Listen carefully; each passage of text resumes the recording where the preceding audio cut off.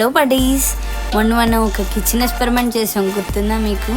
అదే అండి, dish వాషర్లో oil bottles and వాటి క్యాప్స్ వాషింగ్ అయితే పెట్టాం కదా. ఒకవేళ మీరు ఫస్ట్ టైం ఈ వీడియో చూస్తే ఆ వీడియో కింద డిస్క్రిప్షన్లో ఉంటుంది, చూడండి. అయితే ఆ టైంలో మనకి క్యాప్స్ అనేవి పాడైపోయినాయి కదా, అవైతే నేను ఆర్డర్ చేశాను.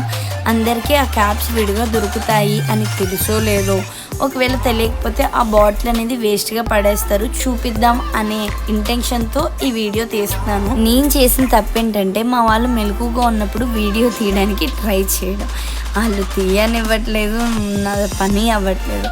ఇంకేదైతే అదైందని ఇంక అలాగే షూట్ చేస్తున్నాను. సారీ, మీకు కొంచెం డిస్టర్బెన్స్గా ఉండొచ్చు.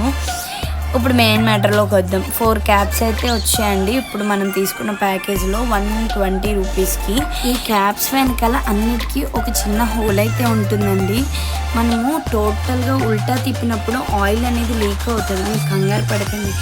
ఆ చిన్ని హోల్ అనేది ఎందుకు ఇస్తారంటే, ఎయిర్ అనేది లోపలికి వెళ్ళి ఆయిల్ అనేది ఫ్రంట్కి రావడానికి ఇస్తారు. ఫస్ట్ టైం నేను కంగారు పడ్డాను, మీరు కంగారు పడకండి, అది ఏమీ అవ్వదు. అలా ఉంటేనే మనకు ఆయిల్ అనేది మంచిగా వస్తుంది. నేను ఎప్పుడు కూడా ఆయిల్ కోసము 2 బాటిల్స్ అనేవి యూజ్ చేస్తాను. ఒక దాంట్లో ఫ్రెష్ ఆయిల్ ఉంటుంది, ఇంకొక దాంట్లో ఏంటంటే నాన్ వెజ్ ఫ్రై చేస్తాం కదా, ఆయిల్ అయితే ఉంటుంది. దీని ద్వారా వెజ్ అండ్ నాన్ వెజ్ డేస్లో మనకి ఏ రోజు ఏ ఆయిల్ యూజ్ చేయాలో క్లియర్గా తెలుసు. ఇలాంటి మరికొన్ని వీడియోస్ కోసము ప్లీజ్ సబ్స్క్రైబ్.